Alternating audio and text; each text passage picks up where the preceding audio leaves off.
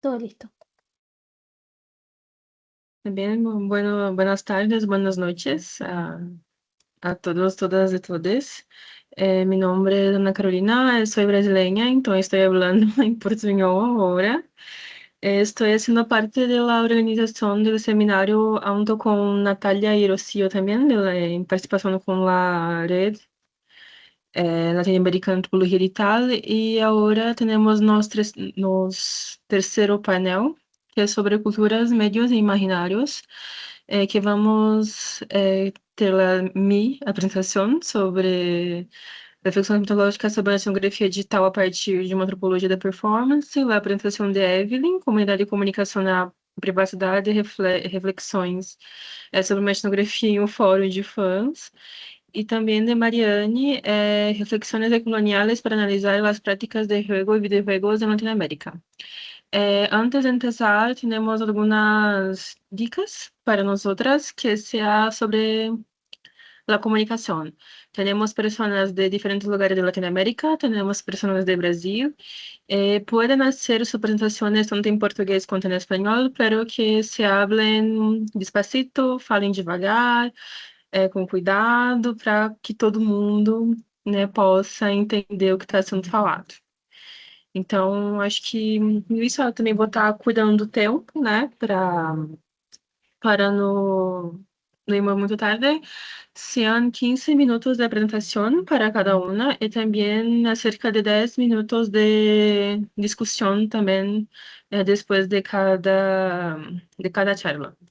Entonces, creo que puedo empezar. Solo voy a compartir mi presentación por un momento.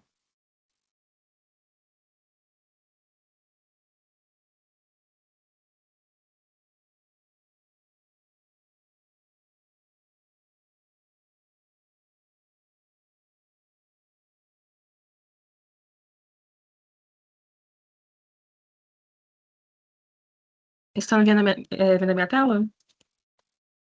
Eu preciso que digam porque eu não estou vendo vocês. Ahora Se sí, se ve todo demoró un bien. poquito.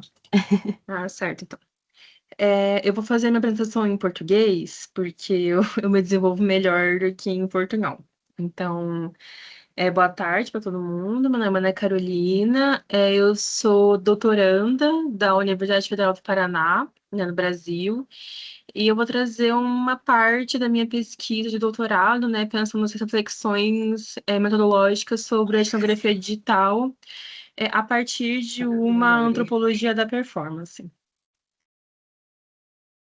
Então tá. Então, o campo de pesquisa que eu estou partindo é da observação de influencers, né, criadores de conteúdo homossexuais no Instagram que estão trabalhando, que criam conteúdo a partir das suas vidas domésticas e familiares, né? Então, eu tô pensando como é que esses influenciadores estão mostrando suas rotinas, seus eventos familiares, como eles fazem a faxina de casa, cozinham, enfim, toda esse, esse subnicho de conteúdo de lifestyle, só que voltado para fazer esse cuidado domésticos.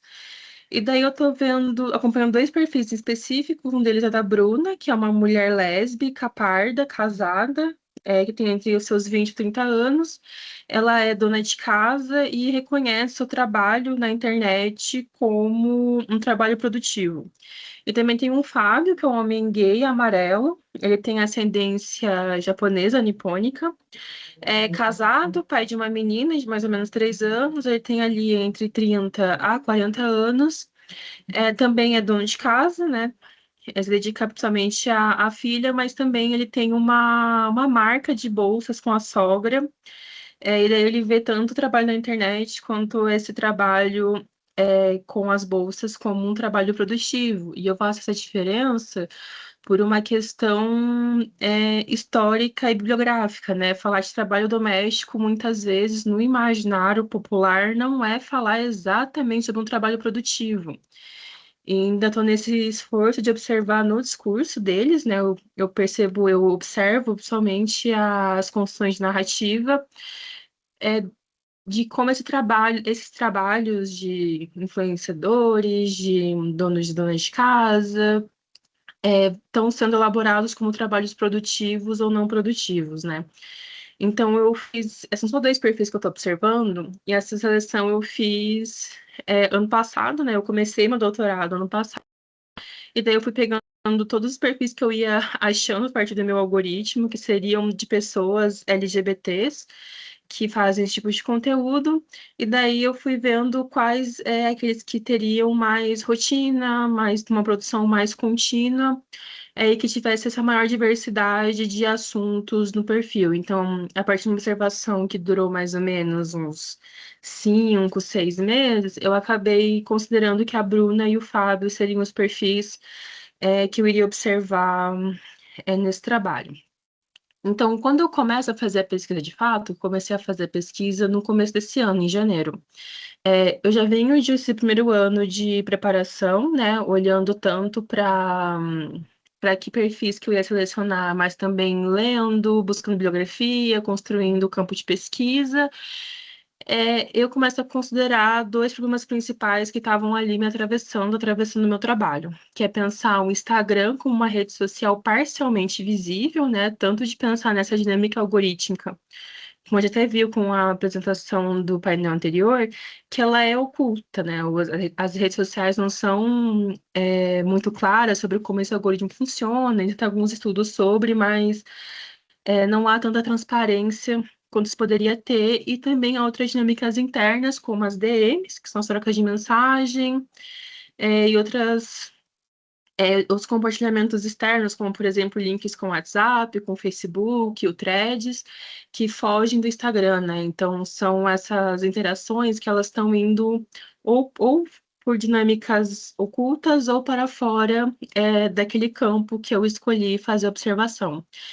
E o segundo ponto é que quando eu estava fazendo a revisão bibliográfica, eu percebi uma certa predominância de pesquisas que olhavam para as redes sociais e para os conteúdos e para a dinâmica de produção de conteúdo por um caráter de arquivo, né? De olhar para aquilo que está salvo, para esses registros que são mais sólidos e que podem ser observados a longo prazo, como, por exemplo, o feed, alguns comentários e tal, e que, na minha visão, acabavam ignorando outras dinâmicas, de que, por exemplo, no Instagram, os comentários que aparecem para o usuário não tem uma ordem muito específica, né? Pode depender de vínculos que uma pessoa comentou, pode depender de palavras-chave que o algoritmo entende que é para você ver aquele comentário antes ou depois. Então, tinha uma série de questões para além do próprio conteúdo que eu senti falta e que eu não estava sabendo pensar muito bem como é que eu iria dar conta dessa diversidade. E daí que surgem algumas perguntas, né, de como eu posso observar essas interações invisíveis, como é que eu posso rastrear essas coisas que não deixam necessariamente um rastro, e como eu posso capturar uma rede que é editável, adaptável e cheia de lacunas.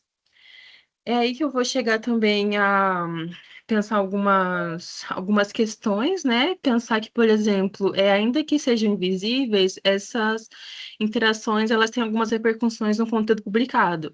Então, eu começo a ver, por exemplo, que tanto a Bruna quanto o Fábio, eles começam a ter mudanças de comportamento, de postura, de falas. Eles começam a fazer ou deixar de fazer alguns conteúdos, algumas atividades a depender do que as seguidoras deles estão reagindo, estão comentando. Então, se pedirem muito um conteúdo sobre maquiagem, a Bruna vai começar a fazer mais sobre maquiagem. Só que se não tiver retorno, ela vai parar.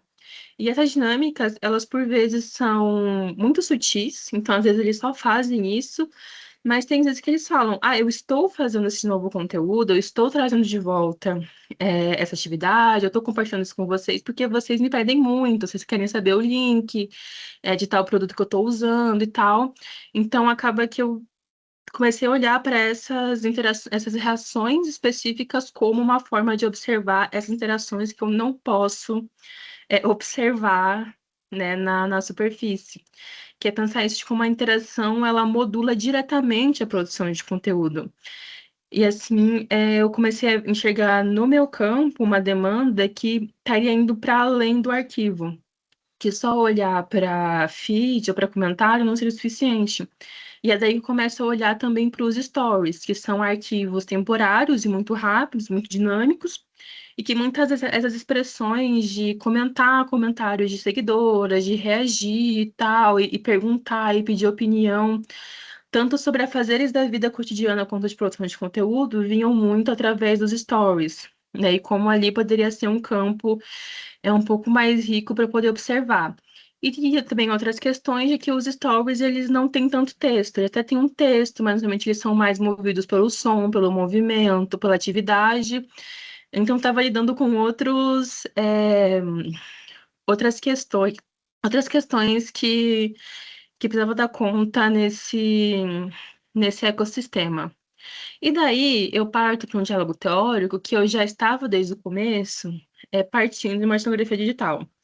E daí eu penso muito na etnografia digital a partir da Christine Harney, que é pensar a internet como um campo relacional, observar práticas e conexões e compreender as circulações e mediações. Só que diante desses problemas, dessas questões, a Harney não estava sendo totalmente o suficiente para eu conseguir entender o meu campo, né? Então, daí eu, por várias questões da vida, começo a ter contato com trabalhos da antropologia da performance, em específico da antropologia do teatro, que daí eu trago outras duas autoras, que é a Kristen Hestrup e a Diana Taylor, que são duas antropólogas que estão pensando teatros de formas diferentes. A Hestrup, ela olha para uma companhia, se eu não me engano, dinamarquesa de teatro, que reproduz peças de Shakespeare, e daí ela pensa muito especificamente essa relação dentro do ambiente do teatro, do palco, da plateia, enquanto que a Diana Taylor, ela vem mais com uma inspiração epistemológica de pensar o corpo, a ação, o movimento e a oralidade, porque ela vai olhar para grupos tradicionais das Américas, né, do Canadá até a América do Sul, de como essas comunidades indígenas tradicionais estão reelaborando sua própria história, o seu próprio arquivo, entre muitas aspas, que ela questiona essa ideia de arquivo, através de canções, de danças, desse repertório cultural que é carregado no corpo. E isso começa a fazer sentido para aquelas questões que vieram para mim antes, né? De como é que eu vou dar conta dessas outras coisas que não são só textos, como é que é essa sociabilidade, essa interação, que ela está indo para muito mais além do que é pensar a internet como um arquivo, por exemplo. E daí vem algumas implicações, então eu começo a criar paralelos entre esses estudos de teatro com os estudos digitais, então pensar esse ator que é o influencer, essa audiência que é um público, da tela com o palco, da peça de teatro com o conteúdo produzido, e assim pensar em como é que eu poderia encontrar correspondências entre ambas as coisas para dar conta de uma antropologia digital que supere o arquivo. Então, pensar esse conteúdo digital como cenário, os influenciadores como sujeitos que planejam as suas exposições, né? Então, eles só não pegam um celular e gravam o café da manhã, tem um certo planejamento ali, né? Você criar conta na internet, como eles veem como trabalho, não é simplesmente você tirar uma foto do seu dia ou gravar um vídeo, é uma outra elaboração em que a vida é real. E esse palco, essa encenação estão ali juntos. Então, existe sim o que eles vivem, existe o que eles constroem a partir do que eles vivem. E daí eu chego em outras repercussões,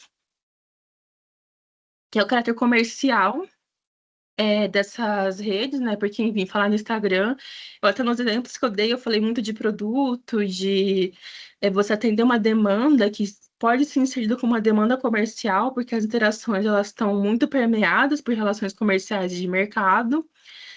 E que como isso vai atravessar como interações emocionais e relações econômicas estão se atravessando nesse nicho de conteúdo em específico, né? Como o marketing de influência, como essa dinâmica de influenciadores, ela está elaborando esses dois polos como uma coisa só, né? Como é preciso você, digamos assim, ser um bom vendedor, ao mesmo tempo de ser um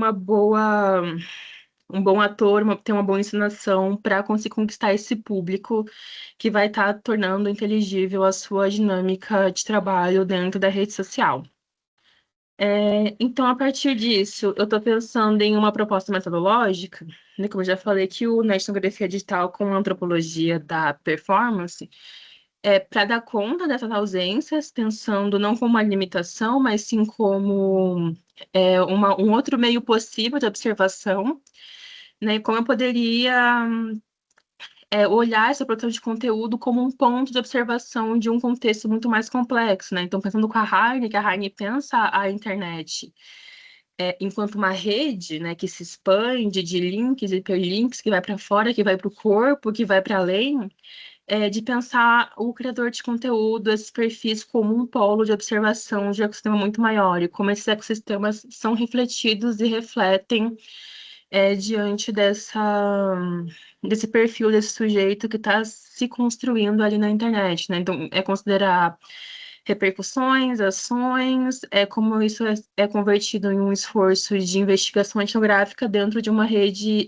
interconectada, né? Então, para dar essa conta dessa rede, que eu estou incluindo não só questões de internet, mas também de sociabilidade e de imaginário, de repertórios simbólicos, eu estou propondo pensar realmente o influenciador, o criador de conteúdo, como um ator. Ou, no caso, como a Kristen Hesper fala, ela vai chamar de atuante, que é essa pessoa que ela não só gera ação, mas ela coordena a ação, né? Ela que pensa os papéis, pensa as dinâmicas, ela que vai elaborar os arcabouços simbólicos que vão dar sentido, legitimidade para a ação dela, e isso faz muito mais sentido porque eu estou observando, estou fazendo essa pesquisa para pensar direito à família. Então, quando eu escolho olhar para pessoas homossexuais que são casadas, que têm filhos e que produzem conteúdo sobre seus cotidianos domésticos, eu estou buscando entender como é que elas estão articulando imaginários sociais coletivos sobre família e como eles estão disputando esses imaginários próprios e gerais hegemônicos com uma certa ferramenta de legitimação. E eu acredito que é isso. Muito obrigada, muitas graças. Terminei no laço.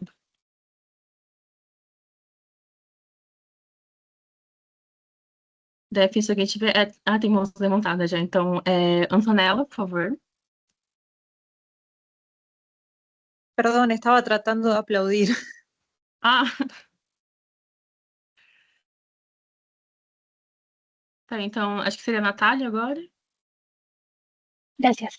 Y muchas gracias por tu presentación. Me parece de partida algo muy importante que hayas hecho la diapositiva en español, igual que las otras personas que han hecho la diapositiva en su otro idioma. Y segundo, me parece súper densa tu investigación y que hayas hecho una propuesta metodológica. Ahora lo que me hace pensar es por qué una antropología digital de la performance y por qué no ir directamente a la antropología visual o a la antropología económica, también entendiendo que las prácticas económicas también son performativas. Entonces esa es mi pregunta, ¿por qué una antropología digital de la performance? Então, acaba sendo meio que o acaso, porque eu cheguei a estudar antropologia visual na minha graduação, algo bem por cima, e que eu não pensei em voltar. Mas eu fiz uma aula de antropologia do teatro, quando eu estava no primeiro ano de doutorado, que foi quando eu conheci essas duas autoras. E foi engraçado porque o meu mestrado, ele foi em antropologia da religião, uma coisa completamente diferente. Eu pensei, vou nessa aula que fala de antropologia da performance para reaproveitar minha dissertação, e eu não aproveitei a minha dissertação, eu criei um outro problema para o meu doutorado. Isso acabou me conquistando, assim, quando eu li esses textos da Hashford e da Taylor, para mim fez um sentido que eu tava com esse problema de tudo é arquivo, e daí chega principalmente a Diana Taylor e fala, arquivo não é nada, principalmente na América Latina. Tipo, é uma obsessão por arquivo que vocês têm e que a gente tem que parar de olhar para toda a memória como unicamente um texto salvo, um arquivo, um documento. E daí acabou que foi o que eu peguei gosto. Eu acabo indo para antropologia econômica por conta das relações de mercado, mas o que faz mais sentido para mim, para o que eu estou observando, é realmente a performance, né? Até para dar conta dessa. É um volume muito grande de conteúdo, e muitas vezes acabam sendo condensados em realmente gestos performativos, porque eu vou estar falando, por exemplo, de uma dança em específica, que é de uma música, que é de um programa, de um filme, que daí conecta com uma outra coisa. Então, para mim, essa teoria de pensar teatro e pensar a elaboração do teatro, que é o roteiro, que é a encenação, é o público que tem que entender a sua encenação para conseguir dar um retorno, né, aquela peça fazer sentido, para mim é o que melhor funcionou e que eu peguei e fui embora e eu espero que dê certo no final, porque eu ainda estou fazendo trabalho de campo, não terminou, mas é isso. Gracias. Obrigada. Acho que é a Paula agora. Hoy voy a hablar mejor en español para no enredarme, pero puede que me haya distraído en algún momento y quizás ya lo dijiste. Después voy a repasar mejor tu presentación, pero sobre lo último que mencionaste, yo también estoy trabajando con Instagram, entonces las entrevistas que yo hice se mencionaba, bueno, lo mío es una comunidad de enfermedad crónica, entonces normalmente las que se asocian con eso son Facebook, Tumblr, como donde se puede conversar entre todos como de una manera más libre. Pero este justo se da en Instagram y lo que mencionaban las personas que entrevisté era que les parecía muy importante que Instagram, al tener un administrador de la cuenta, funcionaba como un moderador y que justamente al tratarse de una enfermedad crónica y de que se está visibilizando y educando, ese moderador funciona muy bien para garantizar que la información que se da es certera. Y que no es nuevamente como información falsa que se puede dar sobre la enfermedad. Entonces, algo mencionaste hacia el final que me hizo pensar justo en ese detalle y que quizás pueda ser relevante en el fondo como la plataforma se plantea de cierta forma y las comunidades le dan este otro uso eh, como con el que no estaba pensado, y que justamente también ciertos tipos de comunidades se piensan para ciertas plataformas, pero luego igual se usan otras. No sé si se entiende un poco a lo que voy. Pero como este uso alternativo de cómo hacer una comunidad en Instagram, eh, sobre, bueno, lo que tú mencionabas y como lo que yo trabajo, eso, creo que divagué mucho, lo siento. Ai, eu vou pedir desculpa porque eu acho que eu não sei se eu entendi. Do porquê que no Instagram e não em outra rede social? Foi essa pergunta, né? Foi.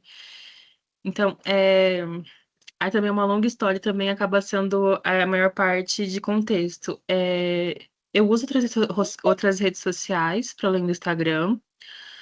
Só que o Instagram, é que eu vejo o Instagram como um polo muito maluco de muitas coisas juntas. Então você vai ter funcionalidades que copiam o WhatsApp, que são as DMs, você vai ter funcionalidades que copiam o Snapchat, que são os stories, você vai ter rede de mercado, você vai ter perfis de marca, você vai ter perfis pessoais, você vai ter perfis fechados, você vai ter conexões diretas com outras redes sociais. Então eu acho que o Instagram, eu já fui com essa cabeça pensando também na parte mais de marketing, porque eu também trabalhei com marketing. E eu acabei elegendo o Instagram porque eu achei ele uma rede social um pouco mais concisa nessa construção de marketing de influência. Porque apesar de ter o TikTok, o algoritmo do TikTok ele é meio maluco. Assim, eu não entendo tanto ainda de TikTok como eu entendo o Instagram, até porque o Instagram é mais velho do que o TikTok. E eu cheguei no meu campo meio que por acaso, porque eu comecei a pensar no meu doutorado pensando em Threadwife. E daí eu ficava vendo conteúdo de perfis de donas de casa, de mulheres que vendem esse discurso de extrema direita, e acabou aparecendo para mim um conteúdo de mulheres trans, de homens gays, mulheres lésbicas, produzindo conteúdo muito parecido com dessas mulheres cis, heterossexuais. E foi daí que me deu o estalo de que eu sou uma pessoa LGBT, então, tipo, é daí que eu lembrei que a gente existe, sabe? Que a gente pode também construir outro tipo de conteúdo e que foi esse meu interesse. E daí eu cheguei até a mapear e rastrear esses perfis para ver se eles iam para outras redes sociais. E todos estavam no Instagram, mas nem todos estavam fora do Instagram. Então, alguns estavam no YouTube, alguns estavam no TikTok e só. Mas todos eles estavam no Instagram. Então, quando eu quis seguir nesse nicho em específico, o Instagram era o consenso em todos eles e que era mais fácil eu conseguir acompanhar todos por uma rede social só.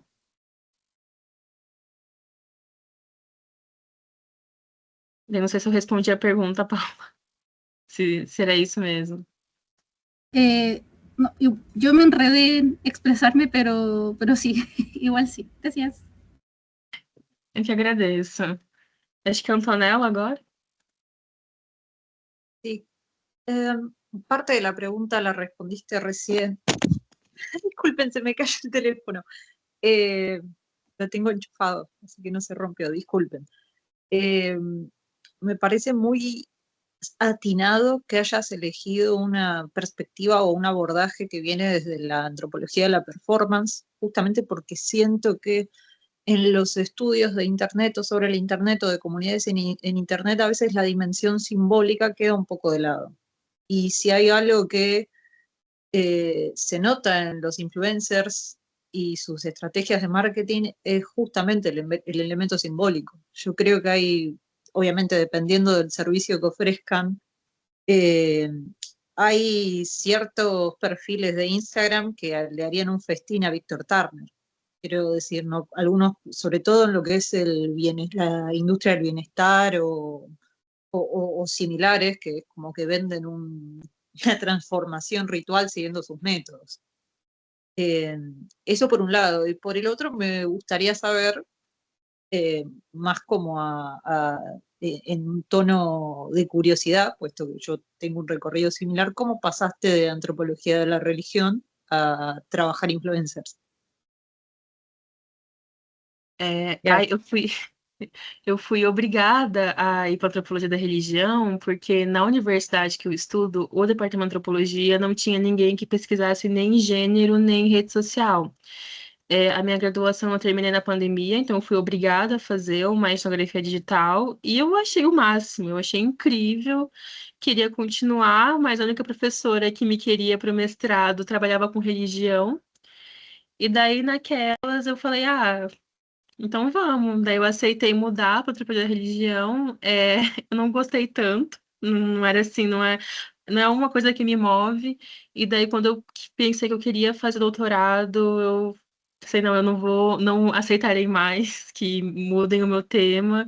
E daí eu mudei de departamento, eu fui para sociologia agora, esqueci de falar isso, eu tô na sociologia agora, porque é o departamento da minha universidade, que tem uma pessoa que pesquisa gênero e rede social, que é a minha atual orientadora. Aí foi mais uma volta ao que eu queria, do que necessariamente uma mudança brusca, assim, mas eu acho que é esse aspecto simbólico que mais me chama a atenção na pesquisa de modo geral, assim, na religião eu também eu pesquisei em museu religioso, né, mais especificamente na minha dissertação, então eu sempre fui atraída por essa construção narrativa, esse uso de elementos simbólicos como comunicações não verbais, então acabou que na superfície é meio que o mesmo tema, só que com objetos, campos e metodologias completamente diferentes. Gracias. Eu que agradeço. Não sei se tem mais alguma pergunta. Alguém queira falar alguma coisa? Bom, caso não, acho que a gente pode seguir para a próxima pessoa. A pessoa a gente tinha que... Peraí que a página travou, que é... Aqui.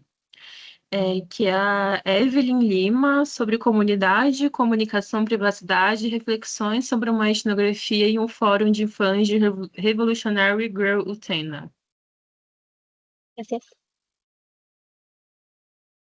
Então, muito obrigada, Evelyn. Acho que é isso. Agora Obrigada a gente pelas vai. perguntas. Muito obrigada pela apresentação. Então, agora a gente pode ir para o trabalho da Mariane, Reflexiones Coloniales para analisar las prácticas de juego y videojuegos en Latinoamérica. Voy a compartir. À vontade. Esta. ¿Lo ven? ¿Sí? ¿Se ve? Sim. Ya, súper. Voy a empezar entonces. Bueno, hola, mi nombre es Marian Argo. Soy antropóloga sociocultural de profesión y me dedico hace varios años ya a investigar lo que son juegos y videojuegos, particularmente juegos de rol. Y bueno, partir un poco por qué juegos. Además de que soy una jugadora desde que soy niña, como pueden ver en esa foto del 2003, y me gustan mucho los juegos. La investigación al respecto indica que los juegos afectan todas las dimensiones de nuestra vida y en particular lo que es la construcción de nuestras identidades, dimensiones políticas y sociales, y que se vuelven artefactos culturales con valores significados cuando se institucionalizan como parte de nuestros imaginarios sociales. Y lamentablemente se ha difundido ampliamente la idea de que los espacios de juego y videojuego están libres de componentes políticos y libres de ideología. Cuando, si comenzamos a indagar un poco sobre cómo se comportan las comunidades de jugadores y videojugadores, nos damos cuenta de que se replican distintos tipos de prácticas como son la discriminación, la violencia, etcétera. Esto dentro, offline y online. Ya comenzando a ahondar un poco sobre la investigación sobre juegos, yo comencé a investigar sobre juegos de rol con unos colegas por ahí por el 2020 y haciendo un trabajo sobre juegos de rol online. Y un poco lo que comenzó a ya desarrollar este trabajo, que actualmente es mi investigación doctoral, es estas ideas y estos referentes sobre cómo se ven las personas que juegan juegos de rol, qué tipo de prácticas tienen, cómo se ven físicamente, etcétera. Y estas ideas que las personas que entrevistamos nos fueron comentando, comenzó a hacerme ruido y a hacer que me preguntara cómo se ven las prácticas de jugadores y videojugadores en Latinoamérica y cómo son parecidas o son diferentes con las prácticas de personas de otras partes del mundo.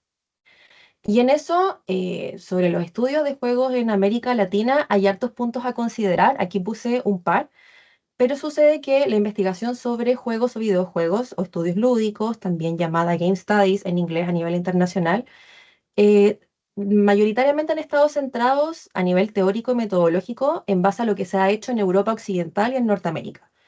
Y a nivel local o a nivel regional ha faltado bastante sobre problematizar los contextos y las comunidades locales. Y ahí pongo un ejemplo concreto con esa imagen del pirata de la piratería, porque a nivel internacional se ha visto de manera muy negativa la piratería como práctica en Latinoamérica, cuando las personas que jugamos videojuegos o vemos series sabemos que la piratería es una parte importante sobre la democratización del acceso a distintos productos culturales digitales, no solo juegos, también películas, etcétera, y que hasta el día de hoy se venden, por ejemplo, discos de videojuegos de PlayStation en ferias donde también se venden verduras, cosas de ese tipo. Por último, otro elemento importante a considerar es la hegemonía del videojuego como temática y como metodología a nivel regional, donde la investigación se ha centrado principalmente en cómo los juegos se pueden ocupar como un medio para otra cosa y el videojuego como medio prioritario por sobre otras formas y experiencias de juegos posibles. Esto, en relación con el punto 2, ha afectado un poco sobre cómo percibimos nuestras identidades de jugadores y cómo también los estudios sobre juegos y videojuegos en la región a veces se apropian de identidades de jugadores y videojugadores internacionales, planteando que las personas que juegan son en su mayoría de género masculino, son personas que prioritariamente juegan juegos online tipo eSports, ¿cierto? Que a lo mejor habitan en entornos o comunidades que son súper violentas o ocupan ciertos tipos de lenguaje o realizan ciertos tipos de prácticas, etc. Esto en mi propia investigación, en la cual no voy a ahondar en profundidad, tiene que ver también un poco con cómo nos apropiamos de narrativas que a lo mejor no son cercanas a nuestras experiencias o a nuestra historia. En particular, las narrativas medievales, por ejemplo, de Dungeons and Dragons, de juegos de rol o videojuegos, comencé a preguntarme un poco de, ok, ¿cómo nos apropiamos de estas narrativas o de estas ideas en nuestras formas de jugar y nuestras formas de relacionarnos con estos productos culturales? Y en esto surge un poco la idea de la decolonialidad o la perspectiva decolonial como un marco teórico importante para mi propia investigación, pero también para entender las prácticas de en torno a lo digital. Y la decolonialidad desde perspectivas teóricas se entiende como un análisis de la colonialidad en algún medio, contexto, práctica específica y cómo se desarrollan acciones concretas para mitigar los efectos de la colonialidad en nuestro día a día. Ahí hay que entender que el concepto de colonialidad planteado por Aníbal Quijano en 1992 distingue entre el proceso de colonialismo y entre los efectos de este proceso histórico.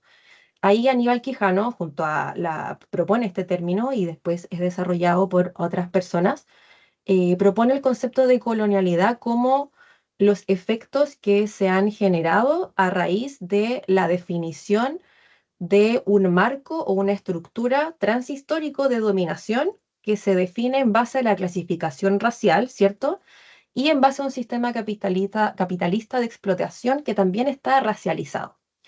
Nelson Maldonado Torres plantea que la decolonialidad en el fondo plantea a la colonialidad como un problema específico, la pregunta sobre cuáles son los efectos de la colonialidad y establece lugares de enunciación que rompen con las ideas tradicionales sobre la modernidad. Ahí no voy a entrar en la profundidad teórica que implica comprender la decolonialidad y la colonialidad, pero cuando entendemos este marco teórico estructural de dominación basado originalmente en componentes raciales y que se relaciona también con el sistema de explotación capitalista, comienzan a desarrollarse una serie de oposiciones binarias entre tradición y progreso, rural-urbano, ¿cierto? Colonizador y colonizade, y también entre tradición, modernidad, etc.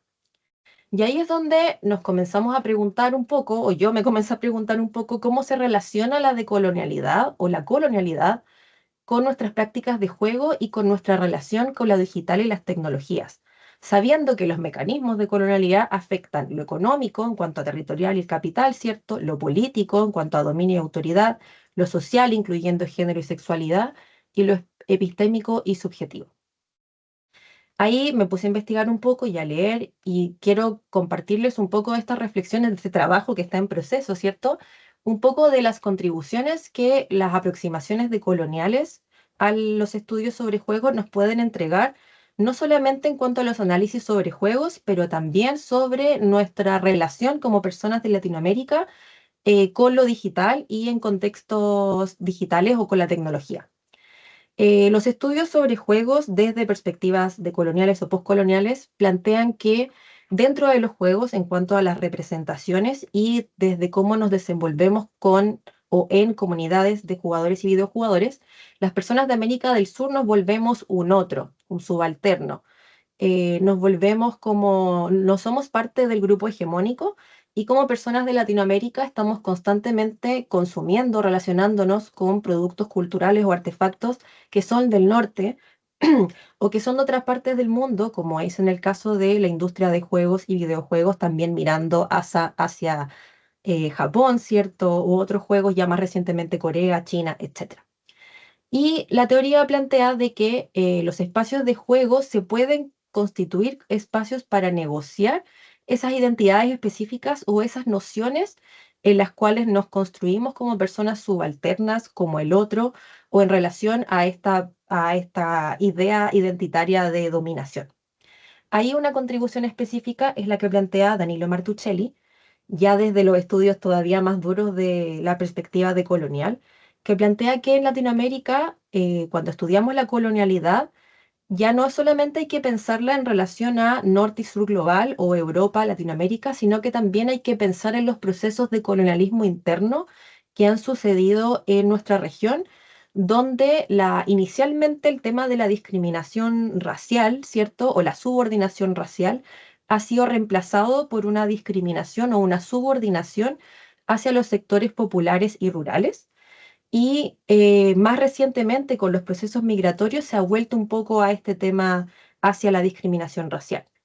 Por otro lado, yo les comentaba inicialmente de que ha habido como una apropiación de identidades en torno a jugadores y videojugadores de lo que se ve en el norte global, pero Danilo Martuchelli, desde una perspectiva latinoamericana, plantea que las identidades latinoamericanas son híbridas y heterogéneas, en el sentido de que coexiste lo moderno y lo no moderno, coexiste lo latinoamericano con cómo nos relacionamos con contenidos o artefactos europeos, ¿ciertos? Y también coexisten formas de consumo de los productos culturales, en este caso juegos y videojuegos, que pueden ser protesta y a la vez relacionarse con lo hegemónico. Mari, 5 minutos. Muchas gracias. Una propuesta específica desde el ámbito de los estudios postcoloniales de los juegos es la que plantea Lames y Desmail, que habla de que el juego como práctica es una actividad de hibridación, donde ahí yo les planteaba que los ensamblajes lúdicos permiten negociar estas identidades en las cuales las personas de Latinoamérica nos podemos volver personas subalternas, y el juego se constituye como un espacio donde nuestras prácticas pueden ser a la vez protesta y elitismo y a la vez subalternidad y hegemonía. Y eso creo que es un aspecto que también se puede comprender y analizar desde otras prácticas metodológicas, a través del análisis metodológico de otras prácticas, de cómo las personas de Latinoamérica nos relacionamos con lo digital y con las plataformas, ¿cierto? Y con la tecnología. Finalmente, otra contribución que quiero comentar es la de Apperley, la de Ramírez Moreno y Navarrete Cardero, que plantean que las industrias de juegos latinoamericanas se desarrollan de manera periférica a núcleos centrales o hegemónicos o dominantes de desarrollo de videojuegos, ¿ya? Esto viene un poco a contrarrestar esta terminología sobre primer mundo, segundo mundo, tercer mundo, ¿cierto?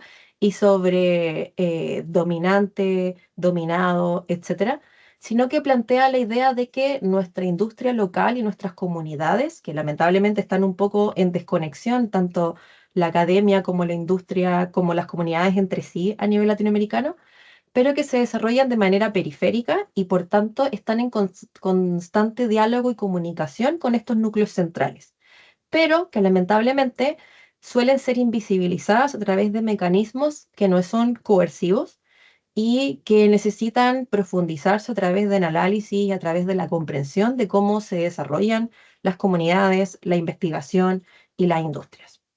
Ya finalmente, para ir cerrando y ajustarme al tiempo, solo plantear un poco de discusiones metodológicas, ¿cierto? Cómo incorporamos las ideas sobre colonialidad en nuestro quehacer y pensar en cómo desarrollamos acciones concretas para decolonizar eso, el análisis de las prácticas en Latinoamérica, y finalmente cómo en base al análisis de lo digital o de las prácticas en torno a lo digital o la tecnología, comprendemos el diálogo entre norte y sur global, que es algo que me sigo dando vueltas y que he pensado bastante, de que he visto mucho que a veces en Latinoamérica miramos mucho hacia el norte desde un punto de vista teórico y metodológico y no miramos hacia adentro, hacia nuestras propias culturas y prácticas, o pasa al revés, que solo miramos lo que pasa acá, pero no en un diálogo con el norte. Entonces creo que esta idea del diálogo es algo a lo que le he seguido dando vueltas desde esta perspectiva de colonial. Eso, muchas gracias por su tiempo, por su atención y quedo atenta a sus preguntas. Voy a dejar de compartir para verles.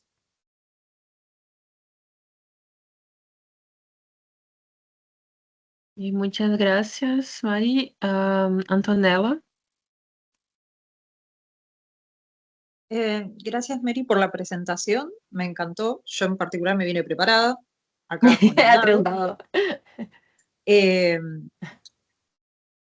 Quería preguntarte si podrías desarrollar quizás, o contestar más bien, si viste en los espacios en los que hiciste etnografía, si hay una dinámica entre la cuestión de la piratería y la cuestión justamente de la creación o el desarrollo de juegos locales. En mi experiencia como jugadora, que con videojuegos es más larga que como jugadora de juegos de mesa de este tipo, lo que noto es que hay una discusión bastante grande entre el tema de la piratería y quienes, por ejemplo, son muy Team Steam o Game, no sé cuánto, que es la otra plataforma de juegos y demás. Y después hay quienes son muy piratas, pero que al juego local le quieren dar un apoyo monetario también. Entonces hay como una especie de, no sé si activismo de la producción local. Y nada, me gustaría saber si eso te lo encontraste mientras hacías trabajo de campo. Ya. Y felicitaciones porque me encanta el tema. Gracias, Anto. Primero, transparentar que, como dije, yo estoy en segundo año de doctorado y la verdad es que todavía no voy al trabajo de campo. Estoy todavía como reflexionando en torno a este tema teórico y a la vez yo trabajo otro tema en particular que tiene que ver con la nostalgia y la memoria. y que eso tiene como este marco del ámbito de lo decolonial. Pero lo que sí te puedo comentar es que la piratería es una práctica súper importante a nivel regional. Por ejemplo, en el caso de Chile, que tengo la cifra específica, para 2016, 2 de cada 3 juegos eran piratas, que es muchísimo. Y también lo que he visto es que hay muchas prácticas de personas que, por ejemplo, piratean el videojuego, en particular videojuegos, para ver si es que les gustan y después cuando lo pueden hacer, si les gusta, lo compran. Entonces, en realidad creo que hay harto que pensar en torno a la piratería para pensar las prácticas y el cómo nos vinculamos con los juegos en el ámbito de videojuegos, en el ámbito de los juegos de rol. Creo que como nuestra identidad también es un poco híbrida y heterogénea, yo creo que las prácticas también lo son.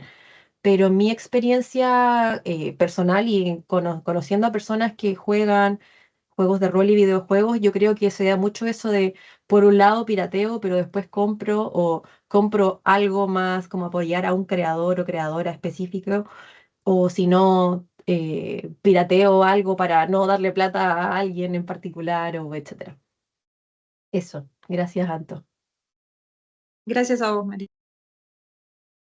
Natália? Gracias.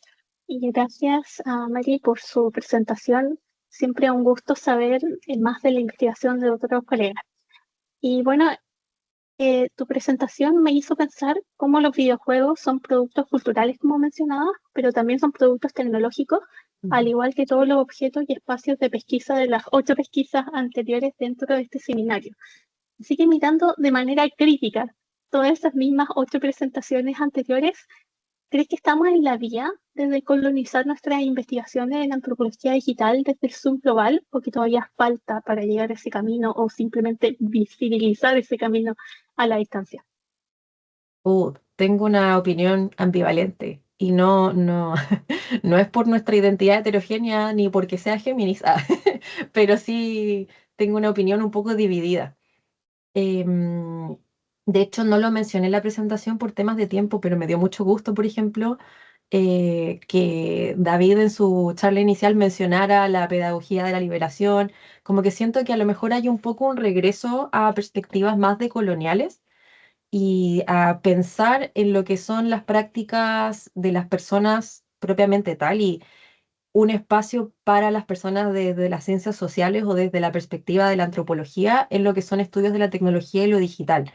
Lo vi en otras presentaciones igual de que decían de que falta un poco esta perspectiva y que los estudios de la tecnología y de lo digital también son súper interdisciplinarios.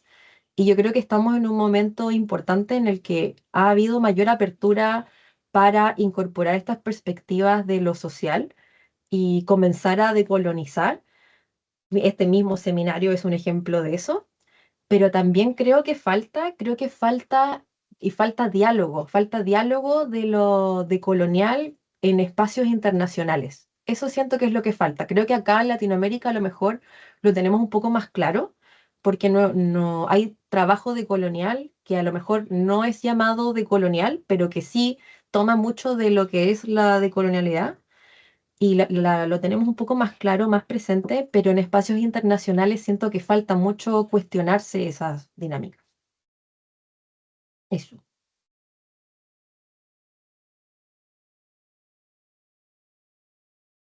Creo que temos tempo para mais comentários, perguntas. Não sei se Mari ou Evelyn hablar mais coisas dos trabalhos que é dado de apresentação. Não sei. Si eu tenho talvez uma pergunta para Mari. É que não queria me alongar com essa questão, pero eu gosto muito de uma autora francesa que é Evie Lu. Não sei se la conoce. Evie Lu es una autora que habla bastante de imaginarios románticos. Ella piensa los relacionamientos entre especialmente personas heterossexuales en reflexión por la cultura de masa. Entonces, ella estuda como películas, series de TV, revistas, libros, producen un ideal de amor en Ujú. la sociedad, pero también me gusta de pensar con Rita Segato cuando ella trabaja en los ensayos sobre la decolonialidad, de cómo nosotros acá transportamos conceptos, ideas, como por ejemplo de Freud, para pensar nuestra realidad y acaba que construimos un híbrido maluco, que es parte de Europa, es parte de nosotros, pero es algo que es muy particular de nuestra existencia. Y cuando estaba escuchando tu charla, me he pensado que tengo amigos que son de historia y ellos hablan bastante cómo la idea del medieval se ha impregnado en Brasil, especialmente en Brasil, porque acá vivimos en Sul y Sul es una región muy racista. Es Ujú. la gente branca doida que piensa que estás en Alemania del siglo 30. Está en 1930. Entonces, es un imaginario muy particular de acá. Y no sé si es una pregunta, es más una reflexión de cómo nosotros cómo a partir de los videojuegos estaríamos construyendo nuestra identidad, porque mi generación es muy centrada en videojuegos más do que en películas o series de TV o series de TV y películas que se van de videojuegos. Entonces, no sé si es algo que usted eh, ha visto en su trabajo, se ha considerado, es más una Ujú. ponderación que a una pregunta, creo. Sí, no, gracias, Ana. Si me puedes anotar el nombre de la autora francesa que mencionabas, lo agradecería mucho. Y sí, voy a Eh, ponerlo en chat. por favor, me hiciste pensar en dos cosas. Por ejemplo, primero está esta autora de colonial que se llama Chela Sandoval, no sé si le ubicas. Chela Sandoval también habla de una perspectiva de colonial desde el amor. Y muy, bueno, en perspectivas de coloniales me he empapado mucho de eso recientemente y dejo acá el nombre si le quieren buscar, que habla como del amor de colonial y tiene que ver un poco con eso también, con cómo las estructuras híbridas y cómo pensamos en el sentido de comunidad, etcétera. Pero lo que tú planteas lo he visto también en el ámbito de la literatura en particular, y de hecho un ejemplo de eso es que se ha mencionado Harry Potter dos veces en este seminario, respecto a cómo hay referentes de la cultura pop, ¿cierto? Ya sea en literatura, en videojuegos, en series, etcétera, que nos entregan nociones sobre cosas. Y en particular he visto mucho desde una crítica desde la literatura respecto a lo medieval de que, comillas, no existe una época medieval en Latinoamérica y que las personas que escriben o que, por ejemplo, juegan cosas medievales o que, por ejemplo, participan en mesas de rol de calabozos y dragones que tienen temática medieval, toman mucho de estos referentes de productos culturales para lo medieval y ahí entramos a preguntarnos si es que es como una apropiación, si es que es como, de qué forma entendemos ese medievalismo, si es que es performático en relación un poco a tu presentación, qué tan performático es o no. Y son cosas que sí se estudian desde el ámbito de lo decolonial, que sí es importante preguntarse, como cuáles son los referentes y cómo informan o no nuestra relación con ese producto cultural. Así que sí, lo he visto, pero me gustaría verlo más. Ah, así que eso. Sí, muchas gracias, gracias por hablar de, no conocí de Charla Sandoval, pero yo voy a leer. Muchas gracias. Ujú. Creo que es esto. Para ahora temos ainda el workshop, que es logo mais, está... Ah, 5 minutos. Em 5 minutos, nosotras temos otra reunião para participar. Então, muchas gracias. Sí, por favor, quédense porque va a estar bueno. Es para pensar un poco la complejidad de todo esto y ver qué sale del seminario. Se podemos falar mais em workshop que agora. Muchas gracias. Gracias.